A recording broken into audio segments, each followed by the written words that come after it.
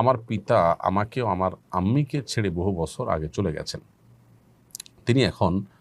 তিনি কখনো তালাক উচ্চারণও করেননি। বর্তমানে আমার বয়স ১৯ বছর এবং আমার আম্মি অসুস্থ। আমি চাই তিনি অন্যত্র বিয়ে করে নতুন জীবনযাপন শুরু করুন। এখন প্রশ্ন হলো, এই অবস্থায় আমার আম্মি কি অন্যত্র বিয়ে করতে পারবেন? আর দ্বিতীয়ত, তালাক ছাড়া ইদ্যত কিভাবে গণনা করা হবে, তা কতদিন হবে?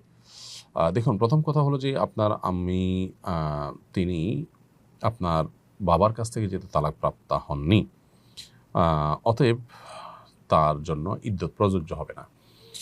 এবং এই যে তিনি চলে গেছেন, সেটা কত বছর হয়েছে, কোন পর্যায়ে গেছে, তার কোনো খোঁজখবর আছে, তারা নাকি নির্দোষ হয়ে গেছেন, এই বিষয়গুলো এখানে বিবেচ্য হবে সিদ্ধান্তে আসার ক্ষেত্রে। সেজন্য আমরা আপনাকে পরামর্শ দিব যে আপনি কোনো ফতোয়া বিভাগে গিয়ে এ বিষয়ে বিস্তারিত জানিয়ে প্রশ্ন করুন। ইনশাআল্লাহ সেখান থেকে আপনি আশা করা যায় সঠিক উত্তর পাবেন।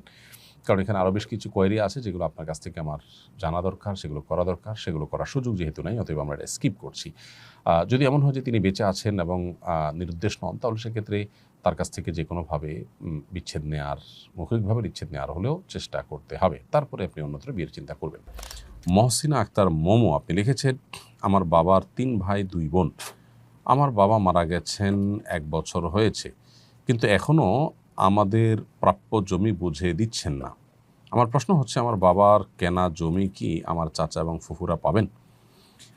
বোন মহসিনা আক্তার, প্রথম কথা হলো, আপনার বাবার মৃত্যুর পর সেই সম্পদ ভাগ বন্টন করা এটা আপনাদের অধিকার। এখানে আপনার চাচা বা ফুফুরা তারা বাধা দেওয়ার কোনো নৈতিক কারণ নাই। কোনো ব্যক্তির মৃত্যুর পর তার যদি ছেলে মেয়ে থাকে, সন্তান থাকলে সেক্ষেত্রে ভাই বা বোন কিছু পান না। অতএব আপনার বাবার সম্পদে আপনার চাচা, আপনার ফুফুরা কিছুই পাবেন না, যেহেতু আপনারা বেঁচে আছেন। অতএব আপনার বাবার সম্পদ যদি হয়ে থাকে, এক্ষেত্রে আপনাদেরই অধিকার মূলত। মেয়ে মানুষ যদি আপনি একা হন, যে আপনার কোনো ভাই নাই, হ্যাঁ, তাহলে ভিন্ন হতো। কিন্তু আপনি যেহেতু ভাই আছে বলেছেন, তাহলে সেক্ষেত্রে তারা পাবেন না। ইলিন তাহসিন আপনি লিখেছেন, আমার মা বাবার ২৩ বছরের সংসার। আমার বাবা আমার আম্মু ও আমাদের ২ বোনকে অনেক কষ্ট দেয়, নির্যাতন করে, ঠিকমতো ভরণ পোষণ দেয় না। আমার আম্মু ও আমি সন্তান হিসেবে কি কাজ বা আমল করলে আমার বাবা চিরদিনের জন্য ভালো হয়ে যাবে?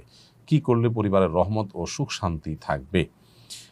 ভাই তাহসিন, আপনার বাবা আপনার মায়ের প্রতি জুলুম করছে, এটা দুর্ভাগ্যজনক। এটার জন্য প্রথমত আপনারা, যেহেতু আপনার বয়স ২৩ হয়ে গেছে, আপনি টিউশনি করে হলেও, ছোটোখাটো কাজ করে হলেও আপনার মায়ের ভরণ পোষণ দেওয়া, তার কষ্ট লাঘবের চেষ্টা করবেন। সেই সাথে আপনার বাবাকে ভালো করার জন্য নিজেরা যদি সেরকম পরিস্থিতি পরিবেশ হয়, তাহলে তাকে বোঝাবার চেষ্টা করবেন। আর না হলে অন্য কাউকে দিয়ে তাকে বোঝাবার জন্য আপ্রাণ চেষ্টা করবেন। মসজিদের ইমাম সাহেব, আশেপাশে যে সমস্ত মানুষগুলো আছে, অথবা যাদের প্রভাব আপনার বাবার উপরে আছে, সে সমস্ত লোকগুলোকে দিয়ে বোঝানোর চেষ্টা করবেন।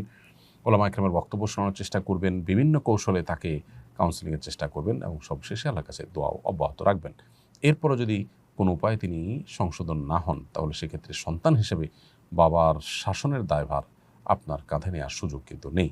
সবর আপনাদের করতে হবে এবং আপনার মাকেও সেই সাথে বোঝাবেন যে দুনিয়া এটা জান্নাত নয়, সেখানে সব কিছু মন মতো হয় না, বিধায় সবরের কোনো বিকল্প ইমানদারের জন্য নেই, বিধায় সবরের পথটাকে অবলম্বন করতে হবে। সোমাইয়া চৌধুরী আপনি লিখেছেন, কিছু কিছু মানুষকে মাফ করতে চায়, কিন্তু মনে হয় তাদের মাফ করলে নিজের উপর অবিচার করা হয়। এক্ষেত্রে করণীয় কি? শয়তান এটা আমাদেরকে বোঝায়।